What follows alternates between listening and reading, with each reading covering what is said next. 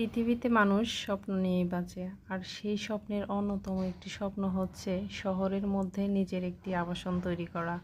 তো সেরকম একটি স্বপ্ন আমাদেরও ছিল, আর সেই স্বপ্নটি পূরণ হয়েছে আল্লাহর রহমতে। মানুষের সামর্থ্য ভেদে এটা হয়তো অনেকের কাছে কিছুই না, বাট আমাদের কাছে অনেক বড় একটি স্বপ্ন, আর সেই স্বপ্ন পূরণ হয়েছে আলহামদুলিল্লাহ আলহামদুলিল্লাহ। তো নিজের বাসা বলতে এখন আমাদের এটাই হচ্ছে স্থায়ী ঠিকানা। আর নিজের বাসা যেমনই হোক, যতটুকুই হোক, এটাই হচ্ছে শান্তির জায়গা। তো দিন শেষে বলতে পারবো যে আমার বাসা। তো বাচ্চারাও অনেক বেশি হ্যাপি ছিল, ওরা দৌড়াদৌড়ি করে খেলছে।